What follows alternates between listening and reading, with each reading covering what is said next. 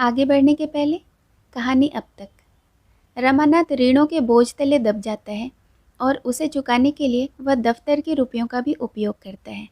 अब नौबत यहाँ तक आ जाती है कि अगर वह दफ्तर के रुपये नहीं अदा करता है तो उसे जेल भी जाना पड़ सकता है। बदनामी और जेल जाने के डर से रमानाथ भागकर कलकत्ते की ट्रेन में बैठ जाता है, जहाँ उसकी मुलाकात देवीदीन नाम के एक व्यक्ति से होती है। देवीदीन कलकत्ते में ही अपनी पत्नी के साथ रहकर साग सब्जी का व्यापार किया करता है। वह पहले से ही अपने बेटों को खो चुका है, इसीलिए वह और उसकी पत्नी दोनों रमानाथ को अपने बेटे की तरह प्यार करके अपने पास रखते हैं। इधर जल्पा अपने गहने बेचकर रमानाथ के दफ्तर के रुपए वापस कर देती है। रमानाथ की अनुपस्थिति में रतन जल्पा का बहुत ध्यान रखती है। दोनों में अच्छी दोस्ती भी हो जाती है। लेकिन इधर वकील साहब की तबीयत ज़्यादा खराब होने के कारण रतन वकील साहब को लेकर उनके इलाज के लिए कलकत्ते चली आती है, लेकिन वह वकील साहब को बचा नहीं पाती है। अब जानते हैं आगे की कहानी।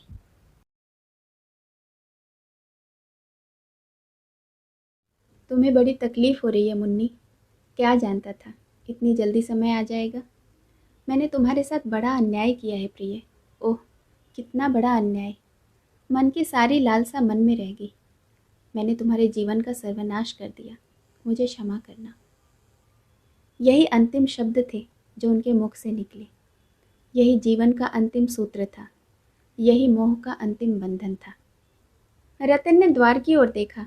अभी तक महाराज का पता न था। हाँ, टीमल खड़ा था और सामने अथाह अंधकार, जैसे अपने जीवन की अंतिम वेदना से मूर्छित पड़ा था। रतन ने कहा, टीमल जरा पानी गर्म करोगे? टीमल ने वहीं खड़े खड़े कहा, पानी गर्म करके क्या करेंगी बहू जी, गोदान करा दो, 2 बूंद गंगाजल मुंह में डाल दो। रतन ने पति की छाती पर हाथ रखा। छाती गर्म थी। उसने फिर द्वार की ओर ताका। महाराज न दिखाई दिए। वह अब भी सोच रही थी कि कविराज आ जाते तो इनकी हालत शायद संभल जाती। पछता रही थी कि इन्हें यहाँ क्यों लाई। कदाचित रास्ते की तकलीफ और जलवायु ने बीमारी को असाध्य कर दिया। यह भी पछतावा हो रहा था कि संध्या समय में घूमने क्यों चली गई। शायद उतनी ही देर में इन्हें ठंड लग गई है। जीवन एक दीर्घ पश्चाताप के सिवाय और क्या है। पछतावे की 1-2 बात थी। इस 8 साल के जीवन में मैंने पति को क्या आराम पहुंचाया। वह 12 बजे रात तक कानूनी पुस्तकें पढ़ते रहते और मैं पड़ी सोती रहती थी। वह संध्या समय भी मुवक्किलों से बातचीत किया करते। मैं पार्क और सिनेमा की सैर करती थी, बाज़ारों में मटर गश्ती करती थी। मैंने इन्हें धनोपार्जन के एक यंत्र के सिवाय और क्या समझा। ये कितना चाहते थे कि मैं इनके साथ बैठूं, हंसूं, बातें करूं, पर मैं भागती रहती थी। मैंने कभी इनके हृदय के समीप जाने की चेष्टा नहीं की, कभी प्रेम की दृष्टि नहीं दिखाई। अपने घर में दीपक न जलाकर दूसरों के घर के उजाले का आनंद उठाती थी। मनोरंजन के सिवाय मुझे और कुछ सूझता ही न था। विलास और मनोरंजन, यही मेरे जीवन के 2 लक्ष्य थे। अपने जले हुए दिल को कुछ इस तरह मैं शांत रखकर संतुष्ट होती थी। खीर और मलाई की थाली मुझे क्यों न मिली। इस क्षोभ में मैंने रोटियों को लात मार दी। आज रतन को उस प्रेम का पूर्ण परिचय मिला जो इस विदा होने वाली आत्मा को उससे था। वह इस समय भी उसी चिंता में मग्न थी। रतन के लिए जीवन में फिर भी कुछ आनंद था, कुछ रुचि थी, कुछ उत्साह था। इनके लिए जीवन में कौन सा सुख था। न खाने पीने का सुख, न मेले तमाशे का शौक। जीवन क्या, एक दीर्घ तपस्या थी जिसका मुख्य उद्देश्य कर्तव्य का पालन था। क्या रतन उनका जीवन सुखी न बना सकती थी? क्या एक क्षण के लिए कठोर कर्तव्य की चिंताओं से उन्हें मुक्त न कर सकती थी? कौन कह सकता है कि विश्राम और विराम से यह बुझने वाला दीपक कुछ दिन और प्रकाशमान न रहता। लेकिन उसने कभी अपने पति के प्रति अपना कर्तव्य ही न समझा। उसकी अंतरात्मा सदैव विद्रोह करती रही, केवल इसीलिए कि इनसे मेरा संबंध क्यों हुआ। क्या इस विषय में सारा अपराध इन्हीं का है? कौन कह सकता है कि दरिद्र माता पिता ने मेरी और भी अधिक इससे ज़्यादा दुर्गति न की होती थी। जवान आदमी भी क्या सब के सब आदर्श ही होते हैं? उनमें भी तो व्यभिचारी, क्रोधी, शराबी सभी तरह के लोग होते हैं। कौन कह सकता था कि मैं इस समय किस दशा में होती। रतन का एक एक रोया इस समय उसका तिरस्कार कर रहा था। उसने पति के शीतल चरणों पर सिर झुका दिया और बिलख बिलख कर रोने लगी। वह सारे कठोर भाव जो बराबर उसके मन में उठते रहते थे, वह सारे कटु वचन जो उसने जल जल कर उन्हें कहे थे, इस समय सैकड़ों बिच्छुओं के समान उसे डंक मार रहा था। हाय, मेरा यह व्यवहार उस प्राणी के साथ था जो सागर की भांति गंभीर था। इस हृदय में कितनी कोमलता थी, कितनी उदारता। मैं एक बीड़ा पान दे देती थी तो कितना प्रसन्न हो जाते थे, जरा हंसकर बोल देती थी तो कितने तृप्त हो जाते थे, पर मुझसे इतना भी न होता था। इन बातों को याद करके उसका हृदय फट जाता था। उन चरणों पर सिर रखे हुए उसे प्रबल आकांक्षा हो रही थी कि मेरे प्राण इसी क्षण निकल जाएं। उन चरणों को मस्तक से स्पर्श करके उसके हृदय में कितना अनुराग उमड़ता था। वकील साहब की आंखें खुली हुई थी, पर मुख पर किसी भाव का चिन्ह न था। रतन की विह्वलता भी अब उनकी बूझती हुई चेतना को प्रदीप्त न कर सकती थी। हर्ष और शोक के बंधन से वह मुक्त हो गए थे। कोई रोए तो गम नहीं, कोई हंसे तो खुशी नहीं। टीमल ने आचमनी में गंगा जल लेकर उनके मुंह में डाल दिया। आज उन्होंने कुछ बाधा न दी। वह जो पाखंडों और रूढ़ियों का शत्रु था, इस समय शांत हो गया था। इसीलिए नहीं कि उसमें धार्मिक विश्वास उदय हो गया था, बल्कि इसीलिए कि उसमें अब कोई इच्छा ही न थी। वह इतनी उदासीनता से सारा घूंट पी जाता। मानव जीवन की यह सबसे महान घटना कितनी शांति के साथ घटित हो जाती है।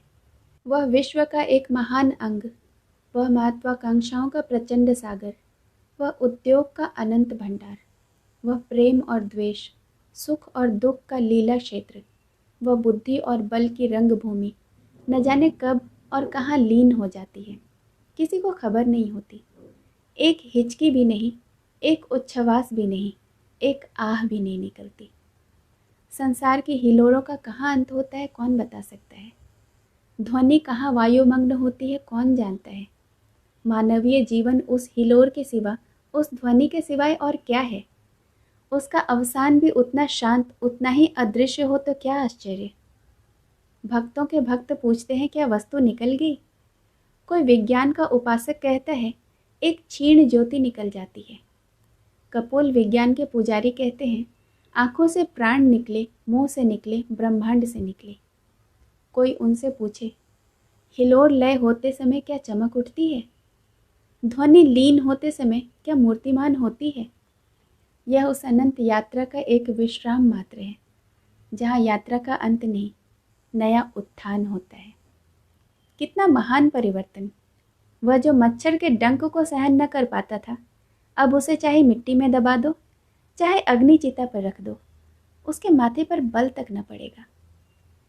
टीमल ने वकील साहब के मुख की ओर देखकर कहा, बहू जी, आइए खाट से उतार दें। मालिक चले गए। यह कहकर वह भूमि पर बैठ गया और दोनों आंखों पर हाथ रखकर फूट फूट कर रोने लगा। आज 30 वर्ष का साथ छूट गया। जिसने कभी आधी बात नहीं कही, कभी तू कह के नहीं पुकारा, वह मालिक अब उसे छोड़े चला जा रहा था।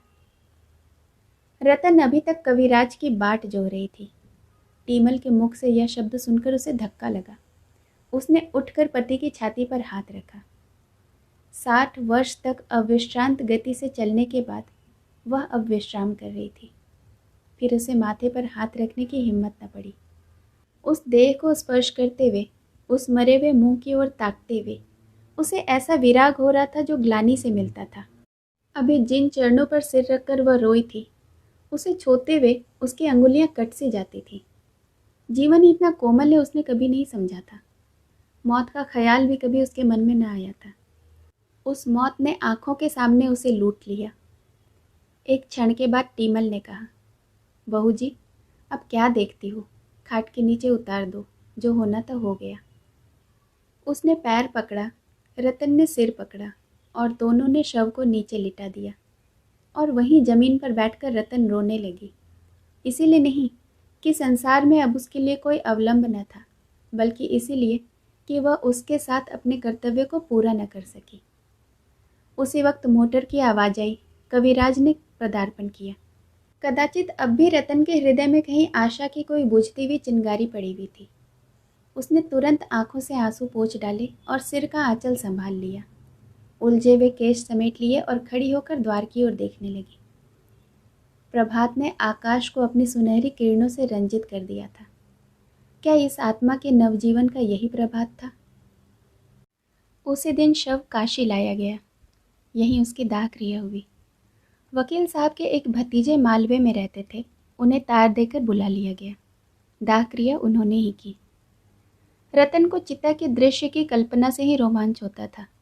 वहां पहुंचकर शायद वह बेहोशी हो जाती। जल्पा आजकल प्रायः सारे दिन उसी के साथ रहती। शोकातुर रतन को न घर बार की सुध थी, न खाने पीने की। नित्य ही कोई न कोई ऐसी बात याद आ जाती जिस पर वह घंटों रोती। पति के साथ उसका जो धर्म था, उसके एक अंश का भी उसने पालन किया होता तो उसे बोध होता। अपनी कर्तव्यहीनता, अपनी निष्ठुरता, अपने श्रृंगार लोलुपता की चर्चा करके वह इतना रोती कि हिचकियां बंध जाती थी। वकील साहब के सद्गुणों की चर्चा करके ही वह अपनी आत्मा को शांति देती थी। जब तक जीवन के द्वार पर रक्षक बैठा हुआ था, उसे कुत्तों या बिल्लियों या चोर चकार की चिंता न थी। लेकिन अब द्वार पर कोई रक्षक न था, इसीलिए वह सजग रहती थी। पति का गुणगान किया करती थी। जीवन का निर्वाह कैसे होगा, नौकरों चाकरों में किन किन को जवाब देना होगा, घर का कौन कौन सा खर्च कम करना होगा, इन प्रश्नों के विषय में दोनों में कोई बात न होती थी। मानो यह चिंता मात्र आत्मा के प्रति अभक्ति होगी। भोजन करना, साफ वस्त्र पहनना और मन को बहला कर पढ़ना उसे अनुचित जान पड़ता था। श्राद्ध के दिन उसने अपने सारे वस्त्र और आभूषण महापात्र को दान कर दिए। इन्हें लेकर अब वह क्या करेगी? इनका व्यवहार करके क्या वह अपने जीवन को कलंकित करेगी? इसके विरुद्ध पति की छोटी से छोटी वस्तु को भी स्मृति चिन्ह समझकर वह देखती। उसका स्वभाव इतना कोमल हो गया था कि कितनी ही बड़ी हानि क्यों न हो जाए, उसे क्रोध न आता था। टीमल के हाथ से चाय का सेट छूटकर गिर पड़ा, पर रतन के माथे पर बल तक न आया। पहले एक दवात टूट जाने पर इसी टीमल को उसने बुरी तरह डांट बताई थी, निकाले देती थी। पर आज उससे किए गए कई गुने नुकसान पर भी उसने जबान तक न खोली। कठोर भाव उसके हृदय में आते हुए मानो डरते थे कि कहीं आघात न पहुँचे, या शायद पति शोक और पति गुणगान के सिवा किसी भाव या विचार को वह मन में लाना पाप समझती थी। वकील साहब के भतीजे का नाम था मणिभूषण। बड़ा ही मिलनसार, हंसमुख, कार्यकुशल। इसी एक महीने में उसने अपने सैकड़ों मित्र बना लिए थे। शहर में जिन जिन वकीलों और रईसों से वकील साहब का परिचय था, उन सब से उसने ऐसा मेलजोल बढ़ाया, ऐसी बेतकल्लुफ़ी पैदा की कि रतन को खबर तक नहीं। और उसने बैंक का लेन देन अपने नाम से शुरू कर दिया। इलाहाबाद बैंक में वकील साहब के नाम 20,000 रुपये जमा थे। उस पर तो उसने कब्जा ही कर लिया। मकानों के किराए भी वसूल करने लगा। गांवों की तहसील भी खुद ही शुरू कर दी। मानो रतन से कोई मतलब ही नहीं। एक दिन टीमल ने आकर कहा, बहू जी, जाने वाला तो चला गया, अब घर द्वार की कुछ खबर लीजिए। मैंने सुना भैया जी ने बैंक का सब रुपये अपने नाम करा लिया है। रतन ने उसकी ओर ऐसे कुपित नज़रों से देखा कि उसे फिर कुछ कहने की हिम्मत न पड़ी। उस दिन शाम को मणिभूषण ने टीमल को निकाल दिया, चोरी का इल्ज़ाम लगाकर निकाला, जिससे रतन कुछ कह भी न सके। अब केवल महाराज रह गए। उन्हें मणिभूषण ने भंग पिला पिलाकर ऐसा मिलाया कि वह उन्हीं का दम भरने लगे। महरी से कहते, बाबूजी का बड़ा रईसाना मिजाज है, कोई सौदा लाओ कभी पूछते नहीं कि कितने का लाए। बड़ों के घर में बड़े ही होते हैं। बहू जी बाल की खाल निकाला करती थी, यह बेचारे कुछ नहीं बोलते। महरी का मुंह पहले ही सी दिया गया था। उसके अधेड़ यौवन ने नए मालिक की रसिकता को चंचल कर दिया था। वह एक न एक बहाने से बाहर की बैठक में ही मंडराया करती। रतन को जरा भी खबर न थी कि किस तरह उसके लिए व्यूह रचा जा रहा है।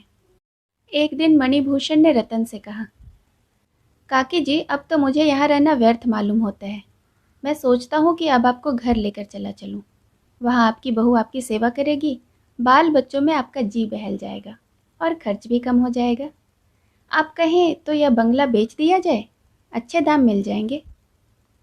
रतन इस तरह चौंकी मानो उसकी मूर्छा भंग हो गई हो, मानो किसी ने उसे झंझोड़ कर जगा दिया हो।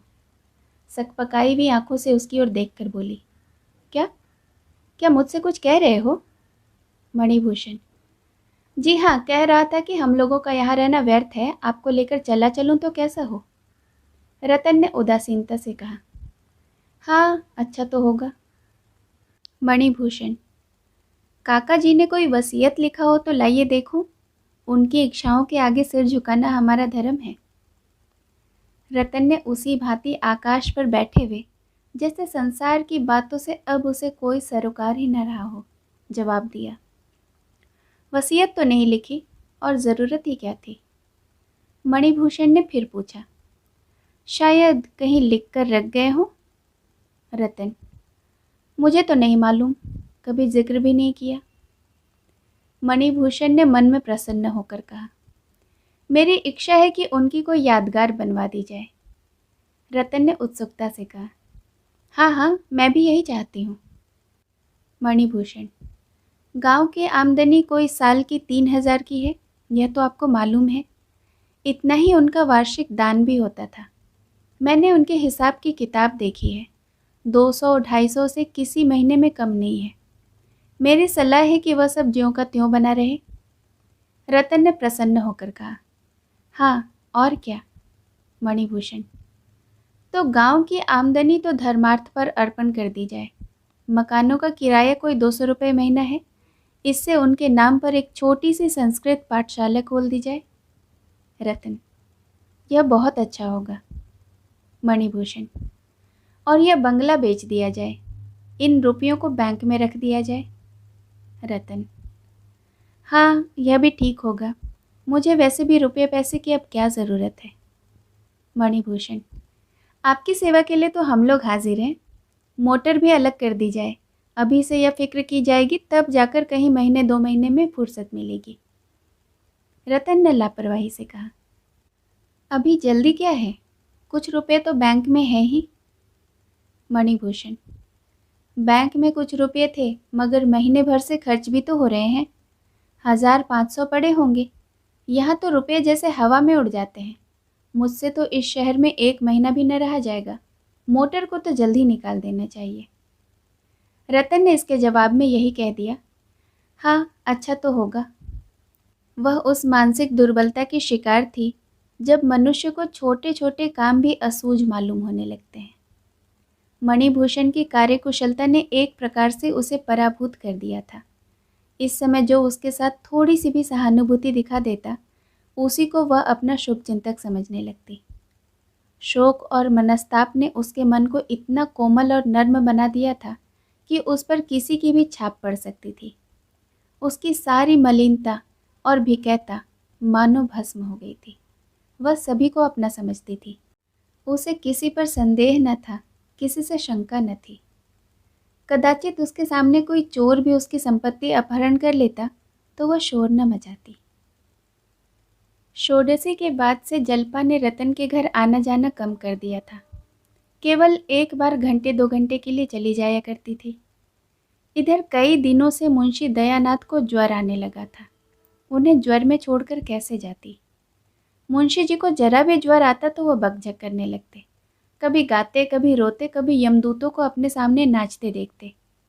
उनका जी चाहता कि सारा घर मेरे पास बैठा रहे, संबंधियों को भी बुला लिया जाए, जिससे कि वह सबसे अंतिम भेंट कर सकें, क्योंकि इस बीमारी से बचने की उन्हें आशा न थी।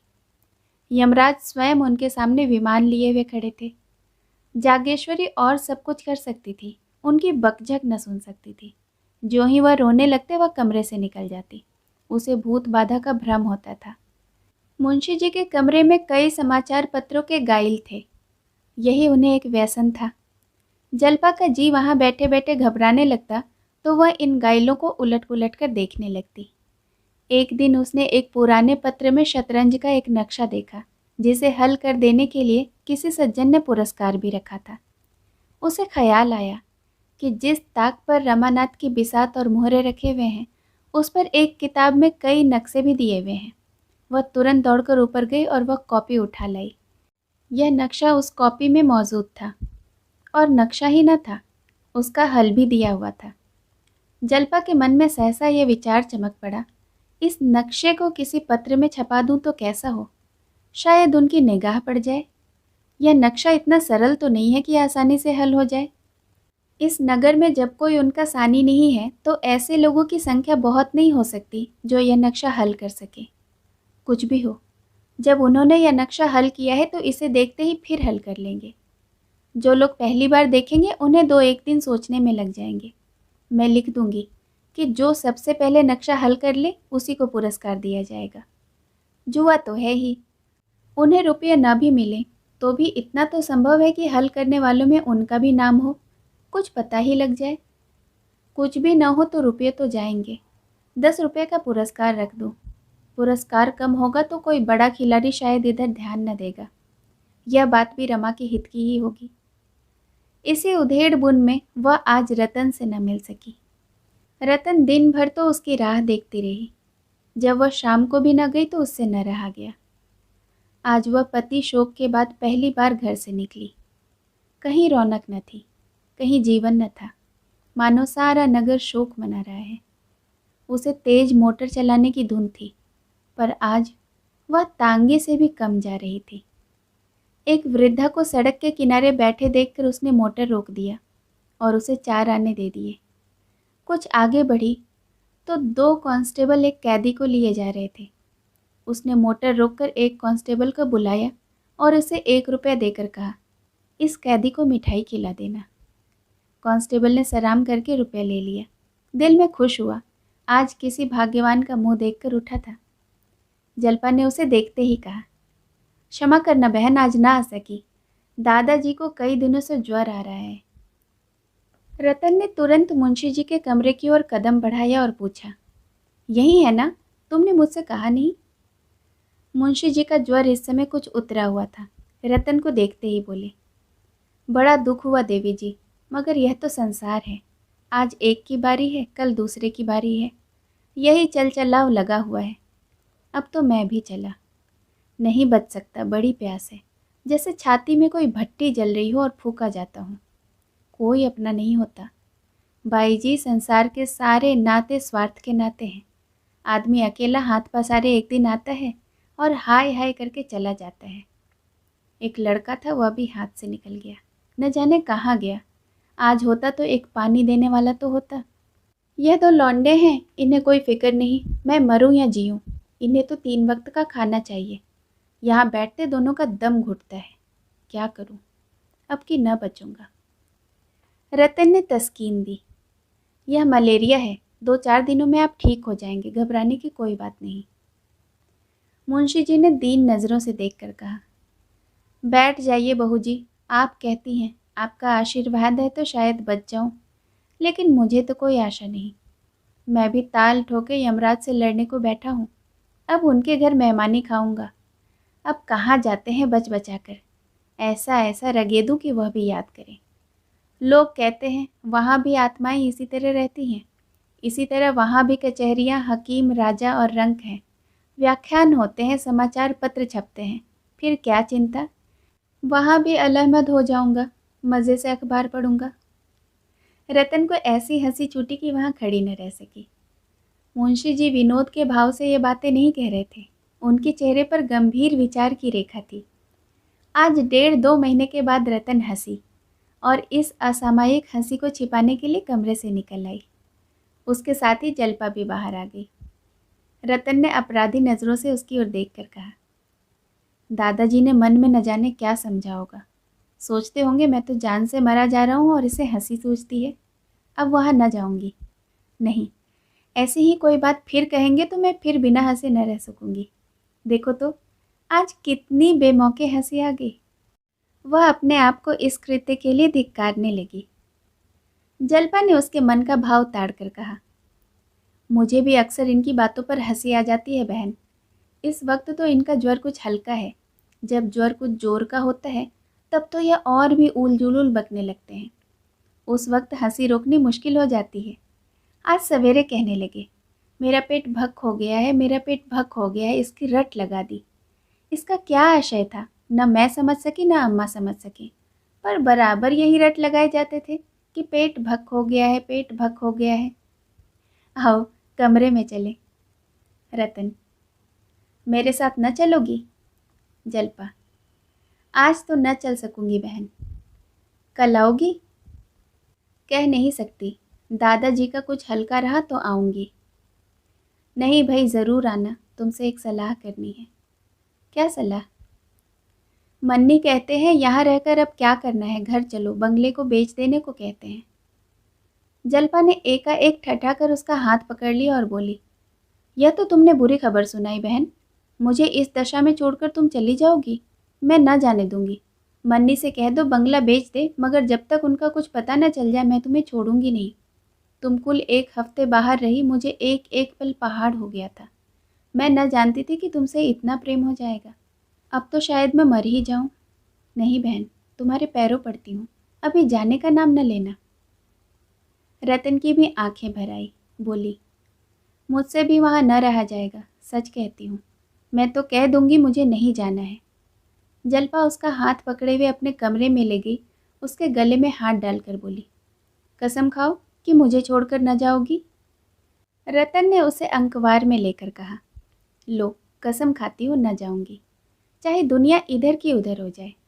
मेरे लिए वहाँ क्या रखा है, और बंगला भी क्यों बेचूं? 200-250 महीनों का किराया है, हम दोनों की गुजर के लिए काफ़ी है। मैं आज ही मन्नी से कह दूंगी कि मैं न जाऊंगी। सहसा फर्श पर शतरंज के मोहरे और नक्शे देखकर उसने पूछा, यह शतरंज किसके साथ खेल रही थी? जल्पा ने शतरंज के नक्शे पर अपने भाग्य का पासा फेंकने की जो बात सोच रखी थी, वह सब उससे कह सुनाई। मन में डर रही थी कि यह कहीं इस प्रस्ताव को व्यर्थ न समझे, पागलपन का ख्याल न करे। लेकिन रतन सुनते ही बाग बाग हो गई। बोली, 10 रुपये तो बहुत कम पुरस्कार हैं, 50 रुपये कर दो, रुपये मैं देती हूँ। जल्पा ने शंका की, लेकिन इतने पुरस्कार के लोभ से कहीं अच्छे शतरंजबाजों ने मैदान में कदम रखा तो? रतन ने दृढ़ता से कहा, कोई हरज नहीं, बाबूजी की निगाह पड़ गई तो वह इसे ज़रूर हल कर लेंगे, और मुझे आशा है कि सबसे पहले उन्हीं का नाम आवेगा। कुछ न होगा तो पता तो लग ही जाएगा, अखबार के दफ्तर में तो उनका पता आ ही जाएगा। तुमने बहुत अच्छा उपाय सोच निकाला है, मेरा मन कहता है इसका फल अच्छा होगा। मैं अब मन की प्रेरणा की कायल हो गई हूँ। जब मैं इन्हें कलकत्ता लेकर चली थी, उस वक्त मेरा मन कह रहा था यहाँ जाना अच्छा न होगा। जल्पा, तो तुम्हें आशा है? पूरी, मैं कल सवेरे रुपये लेकर आऊँगी। तो मैं आज खत लिख दूँगी, किसके पास भेजूँ? वहाँ का कोई प्रसिद्ध पत्र होना चाहिए। वहाँ तो प्रजा मित्र की बड़ी चर्चा थी, पुस्तकालयों में अक्सर लोग उसी को पढ़ते नजर आते थे। तो प्रजा मित्र को ही लिखूंगी, लेकिन रुपये हड़प कर जाएं और नक्शा न छापे तो क्या होगा? क्या 50 रुपये ही तो ले जाएगा। दमड़ी की हड़िया खोलकर कुत्तों की जात तो पहचान ली जाएगी। लेकिन ऐसा नहीं हो सकता कि जो लोग देश हित के लिए जेल जाते हैं, तरह तरह की धौंस सहते हैं, वे इतने नीच हो सकते हैं। मेरे साथ आधे घंटे के लिए चलो, मैं तुम्हें इसी वक्त रुपये दे दूँ। जल्पा ने नीमराजी होकर कहा, इस वक्त कहाँ चलूँगी, कल ही आऊँगी। उसी वक्त मुंशी जी पुकार उठे, बहू बहू। जल्पा तो लपकी हुई उनके कमरे की ओर चली। रतन बाहर जा रही थी कि जागेश्वरी पंखा लिए अपने को झलती हुई दिखाई पड़ी। रतन ने पूछा, तुम्हें गर्मी लग रही है अम्मा जी? मैं तो ठंड के मारे काँप रही हूँ। अरे, तुम्हारे पाँवों में यह उजला उजला क्या लगा हुआ है? क्या आटा पीस रही थी? जागेश्वरी ने लज्जित होकर कहा, हाँ, वैद्य जी ने इन्हें हाथ के आटे की रोटी खाने को कहा है। बाजार में हाथ का आटा कहाँ मयस्सर, मोहल्ले में कोई पीसनहारी नहीं मिलती, मजूरने तक चक्की से आटा पिसवा लेती है। मैं तो एक आना शेर देने को तैयार हूँ, पर कोई मिलती ही नहीं। रतन ने अजंभे से कहा, तुमसे चक्की चल जाती है? जागेश्वरी ने झेप कर मुस्कुराते हुए कहा, कौन बहुत था, पाव भर 2 दिन के लिए हो जाता है, खाते नहीं एक कौर भी। बहू पीसने जा रही थी, लेकिन फिर मुझे उनके पास बैठना पड़ता। मुझे रात भर चक्की पीसना गंवारा है, उनके पास घड़ी भर बैठना गंवारा नहीं। रतन जाकर जाते के पास 1 मिनट खड़ी रही, फिर मुस्कुराकर माची पर बैठ गई और बोली, तुमसे तो अब जाता न चलता होगा माँ जी, लाओ थोड़ा सा गेहूँ मुझे दे दो, देखूँ तो। जागेश्वरी ने कानों पर हाथ रखकर कहा, अरे नहीं बहू, तुम क्या पीसोगी, चलो यहाँ से। रतन ने प्रमाण दिया, मैंने बहुत दिनों तक पीसा है माँ जी, जब अपने घर में थी तो रोज़ पीसती थी।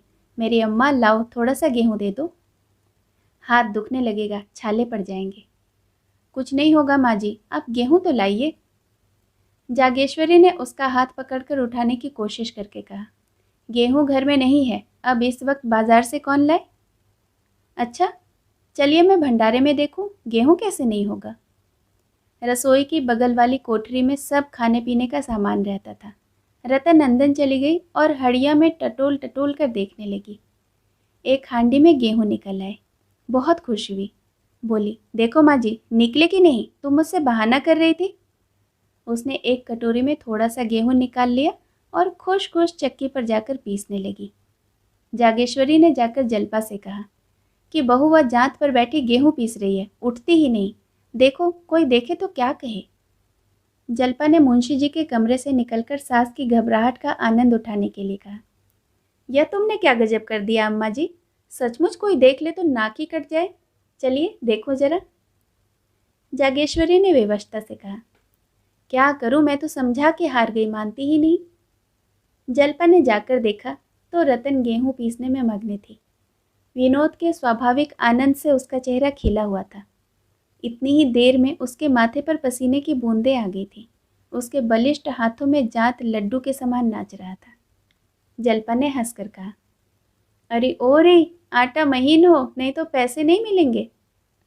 रतन को सुनाई न दिया। बहरों की भांति अनिश्चित भाव से मुस्कुराई।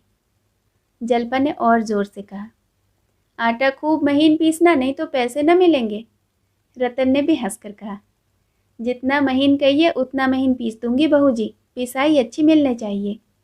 जल्पा, मोले सेर। रतन, मोले सेर ही सही। जल्पा, मुंह धो आओ, ढेले सेर मिलेंगे। रतन, मैं यह सब पीस कर ही उठूंगी, तुम यहाँ क्यों खड़ी हो? जल्पा, आ जाऊं, मैं भी खींचा दूं। रतन, जी चाहता है कोई जात का गीत गाऊं। जल्पा, अकेले कैसे गाओगी? अम्मा जी, आप जरा दादाजी के पास बैठ जाएं, मैं अभी आती हूँ। जल्पा भी जात पर बैठ गई और दोनों जात पर गीत गाने लगी। मोहि जोगिन बना के कहाँ गए रे जोगिया। दोनों के स्वर मधुर थे। जात के घूमर घूमर उनके स्वर के साथ साज का काम कर रही थी। जब दोनों एक कड़ी गाकर चुप हो जाती तो जात का स्वर मानो कंठ ध्वनि से रंजित होकर और भी मनोहर हो जाता था। दोनों के हृदय में इस समय जीवन के स्वाभाविक आनंद थे। न शोक का भार था, न वियोग का दुख। जैसे दो चिड़िया प्रभात की अपूर्व शोभा से मग्न होकर चहक रही हों। रमा की चाय की दुकान तो खुल गई, पर केवल रात को खुलती थी, दिन भर बंद रहती थी। रात को भी अधिकतर देवी दीन ही दुकान पर बैठता था, पर बिक्री अच्छी हो जाती थी। पहले ही दिन 3 रुपये के पैसे आए, दूसरे दिन से 4-5 रुपये का औसत पड़ने लगा। चाय इतनी स्वादिष्ट होती थी कि जो एक बार यहाँ पी लेता फिर दूसरी दुकान पर न जाता। रमा ने मनोरंजन की भी कुछ सामग्री जमा कर ली थी। कुछ रुपये जमा हो गए तो उसने एक सुंदर मेज ली। चिराग जलने के बाद साफ भाजी की बिक्री ज़्यादा न होती थी। वह उन टोकरियों को उठाकर अंदर रख लेता और बरामदे में वह मेज लगा देता। उस पर ताश के सेट रख देता। 2 दैनिक पत्र भी मंगाने लगा। दुकान चल निकली। इन्हीं 3-4 घंटों में 6-7 रुपये आ जाते थे और सब खर्च निकालकर 3-4 रुपये बच भी रहते थे। इन 4 महीनों की तपस्या ने रमा की भोग विलास की लालसा को और भी प्रचंड कर दिया था। जब तक हाथ में रुपये न थे वह मजबूर था। रुपये आते ही सैर सपाटे की धुन सवार हो गई। सिनेमा की याद आई। रोज के व्यवहार की मामूली चीज़ें जिन्हें वह अब तक टालता आया था, अब अबाधा रूप से आने लगी। देवी दीन के लिए एक सुंदर रेशमी चादर लाया गया। जग्गों के सिर में पीड़ा होती रहती थी। एक दिन सुगंधित तेल की शीशियाँ लाकर उसे दे दी। दोनों निहाल हो गए। अब बुढ़िया कभी अपने सिर पर बोझ लादती तो डांटता, काकी अब तो मैं भी 4 पैसे कमाने लगा हूँ, अब तू क्यों जान देती है? अगर फिर कभी तेरे सिर पर टोकरी देखी तो कह देता हूँ, दुकान उखाड़ कर फेंक दूंगा। फिर मुझे जो सजा हो दे देना। बुढ़िया बेटे की डांट सुनकर गदगद हो जाती। मंडी से बोझ लाती तो पहले चुपके से देखती कि रमा दुकान पर तो नहीं है। वह न होता तो लपकी भी आती और जल्दी से बोझ उतारकर शांत बैठ जाती, जिससे रमा भांप न सके। एक दिन मनोरमा थिएटर में राधे श्याम का कोई नया ड्रामा होने वाला था। इस ड्रामे की बड़ी धूम थी। एक दिन पहले से ही लोग अपनी जगह रक्षित करा रहे थे। रमा को भी अपनी जगह रक्षित करा लेने की धुन सवार हुई। सोचा कहीं रात को टिकट न मिला तो टापते रह जाएंगे। तमाशे की बड़ी तारीफ है, उस वक्त एक के दो देने पर भी जगह न मिलेगी। इसी उत्सुकता ने पुलिस के भय को पीछे डाल दिया। ऐसी आफत नहीं आई कि घर से निकलते ही पुलिस पकड़ लेगी। दिन को न सही रात को तो निकलता ही हूँ। पुलिस चाहती तो क्या रात में न पकड़ लेती? फिर मेरा वह हुलिया भी नहीं रहा। पगड़ी चेहरा बदल देने के लिए काफ़ी है। यूँ मन को समझाकर वह 10 बजे घर से निकला। देवी दिन कहीं गया हुआ था। बुढ़िया ने पूछा, कहाँ जाते हो बेटा? रमा ने कहा, कहीं नहीं काकी, अभी आता हूँ। रमा सड़क पर आया तो उसका साहस हिम की भांति पिघलने लगा। उसे पग पग पर शंका होती थी कि कोई कांस्टेबल ना आ रहा हो। उसे विश्वास था कि पुलिस का एक एक चौकीदार भी उसका हुलिया पहचानता है और उसके चेहरे पर निगाह पड़ते ही पहचान लेगा। कौन जाने जो आदमी मेरे बगल में आ रहा है कोई जासूस ही हो, मेरी ओर ध्यान से देख रहा है। यूँ सिर झुकाकर चलने से ही तो उसे संदेह नहीं हो रहा। यहाँ और भी तो हैं जो सामने ताक रहे हैं। कोई यूँ सिर झुकाकर नहीं चल रहा। मोटरों की इस रेल पेल में सिर झुकाकर चलना मौत को दावत देना है। पार्क में कोई इस तरह चहलकदमी करे तो चल सकता है, यहाँ तो सामने देखना ही चाहिए। लेकिन बगल वाला आदमी अभी तक मेरी तरफ क्यों ताक रहा है? शायद कोई खुफिया पुलिस हो। उसका साथ छोड़ने के लिए वह एक तंबोली की दुकान पर पान खाने लगा। वह आदमी आगे निकल गया, तब जाकर रमा ने आराम की सांस ली। अब उसने सिर उठा लिया और दिल मजबूत कर कर चलने लगा। इस वक्त ट्राम का भी पता नहीं था, नहीं तो उसी में बैठ लेता। थोड़ी ही दूर चला होगा कि 3 कांस्टेबल आते दिखाई दिए। रमा ने सड़क छोड़ दी और पटरी पर चलने लगा। खामखा सांप की बिल में अंगुली डालना कौन सी बहादुरी है? दुर्भाग्य की बात, तीनों कांस्टेबलों ने भी सड़क छोड़कर पटरी पकड़ ली। मोटरों के आने जाने से बार बार इधर उधर दौड़ना पड़ता था। रमा का कलेजा धक धक करने लगा। दूसरी पटरी पर जाना तो और भी संदेह को बढ़ा देगा। लेकिन ऐसी कोई गली भी तो नहीं जिसमें घुस जाऊं। अब तो यह बहुत ही समीप आ गए हैं। क्या बात है, सब मेरी ही तरफ देख रहे हैं। मैंने बड़ी हिमाकत की कि यह पगड़ बांध लिया, और बंधी भी इतनी बेतुकी, एक टीले सा ऊपर उठ गया है। यह पगड़ी आज मुझे पकड़वा देगी। बांधी थी कि इससे सूरत बदल जाए, या उल्टे तमाशा बन गई। हाँ, तीनों मेरी ही ओर ताक रहे हैं, आपस में कुछ बातें भी कर रहे हैं। रमा को ऐसा जान पड़ा कि पैरों में शक्ति नहीं है। शायद मन में मेरा हुलिया मिला रहे हैं। अब तो नहीं बच सकता। घर वालों को मेरे पकड़े जाने की खबर मिलेगी तो कितने लज्जित होंगे सब। जब सिपाहियों का दल समीप आ गया तो उसका चेहरा भय से कुछ ऐसा विकृत हो गया, उसकी आंखें कुछ ऐसी सशंक हो गईं और अपने को उनकी आंखों से बचाने के लिए वह कुछ इस तरह से दूसरे आदमियों की आड़ खोजने लगा कि मामूली आदमी को भी उस पर संदेह होना स्वाभाविक था। फिर पुलिस वालों की मंजी हुई आंखें क्यों चूकती? एक ने कहा, यह ऐसा क्यों कर रहा है? दूसरा बोला, कुछ संदेह तो मुझे भी हो रहा है। तीसरा आदमी मुसलमान था। उसने रमानाथ को ललकारा, ओ जी ओ पगड़ी, जरा इधर आना, तुम्हारा नाम क्या है? रमानाथ ने सीना जोरी के भाव से कहा, हमारा नाम पूछकर क्या करोगे? मैं क्या चोर हूँ? चोर नहीं, तुम शाह हो, नाम क्यों नहीं बताते? रमा ने एक क्षण आगा पीछा करके कहा, हीरालाल। घर कहाँ है? घर? हाँ, घर ही पूछते हैं। शाहजहांपुर। कौन मोहल्ला?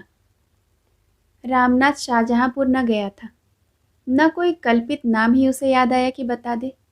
दुस्साहस के साथ बोला, तुम तो मेरा हुलिया लिख रहे हो। कांस्टेबल ने भभकी दी, तुम्हारा हुलिया पहले से ही लिखा हुआ है। नाम झूठा बताया, शहर झूठा बताया, मोहल्ला पूछो तो बगले झांकने लगते हो। महीनों से तुम्हारी तलाश हो रही है, आज जाकर मिले हो, चलो थाने पर। यह कहते हुए उसने रमानाथ का हाथ पकड़ लिया। रमा ने हाथ छुड़ाने की चेष्टा करके कहा, वारंट लाओ तब हम चलेंगे। क्या मुझे कोई ऐसा देहाती समझ लिया है? कांस्टेबल ने सिपाही से कहा, पकड़ लो जी इनका हाथ, वहीं थाने पर वारंट दिखाया जाएगा। शहरों में ऐसी घटनाएं मदारियों के तमाशों से भी ज़्यादा मनोरंजक होती है। सैकड़ों आदमी जमा हो गए। देवी दीन इसी समय अफीम लेकर लौट रहा था। यह जमाव देखकर वह भी आ गया। देखा कि 3 कांस्टेबल रमानाथ को घसीटे लिए जा रहे हैं। आगे बढ़कर बोला, है जमादार, यह क्या करते हो? यह पंडित जी तो हमारे मेहमान हैं, इन्हें कहाँ पकड़े लिए जाते हो? तीनों कांस्टेबल देवी दीन से परिचित थे, रुक गए। एक ने कहा, तुम्हारे मेहमान हैं? कब से? देवी दीन ने मन में हिसाब लगाकर कहा, 4 महीने से कुछ बेशी हुए होंगे। मुझे प्रयाग में मिले थे, वहीं के रहने वाले हैं, मेरे साथ ही तो आए थे। मुसलमान सिपाही ने मन में प्रसन्न होकर कहा, इनका नाम क्या है? देवी दीन ने सिट पिटाकर कहा, नाम तो इन्होंने बताया होगा ना? सिपाहियों का संदेह दृढ़ हो गया। पांडे ने आंखें निकाल कर कहा, जान पहचान का है तो नाम क्यों नहीं बताते इनका? देवी दीन ने आधारहीन साहस के भाव से कहा, मुझसे रोब न जमाना पांडे, समझे? यहाँ धमकियों में किसी के नहीं आता मैं। मुसलमान सिपाही ने मानो मध्यस्थ बनकर कहा, बूढ़े बाबा, तुम तो खामखा बिगड़ रहे हो, इनका नाम क्यों नहीं बता देते? देवी दीन ने कातर नज़रों से रमा की ओर देखकर कहा, हम लोग तो रमानाथ कहते हैं, असली नाम यही है या कुछ और, यह हम नहीं जानते। पांडे जी ने आंखें निकालकर हथेली को सामने रखकर कहा, बोलो पंडित जी, क्या नाम है तुम्हारा? रमानाथ या हीरालाल, या दोनों? एक घर का, एक ससुराल का? तीसरे सिपाही ने दर्शकों को संबोधित करके कहा, नाम है रमानाथ, बतावत है हीरालाल, सबूत होए गवा? दर्शकों में कानाफूसी होने लगी। शुभे की बात तो है, साफ है, नाम और पता दोनों गलत बता दिया। एक मारवाड़ी सज्जन बोले, उचक्का है। एक मौलवी साहब ने कहा, कोई इश्तहारी मुलजिम है। जनता को अपने साथ देकर सिपाहियों को और भी जोर हो गया। रमा को भी अब उनके साथ चुपचाप चलने में ही अपनी कुशलता दिखाई दी। इस तरह सिर झुका लिया, मानो उसे इसकी बिल्कुल परवाह नहीं कि उस पर लाठी पड़ती है या तलवार। इतना अपमानित वह कभी नहीं हुआ था। जेल की कठोरतम यातना भी इतनी ग्लानि न उत्पन्न करती। थोड़ी देर में पुलिस स्टेशन दिखाई दिया। दर्शकों की भीड़ बहुत कम हो गई थी। रमा ने एक बार उनकी ओर लज्जित आशा के भाव से ताका। देवी दीन का पता न था। रमा के मुंह से एक लंबी सांस निकल गई। इस विपत्ति में क्या यह सहारा भी हाथ से निकल गया? शेष कहानी अगले भाग में। सुनने के लिए बहुत बहुत धन्यवाद।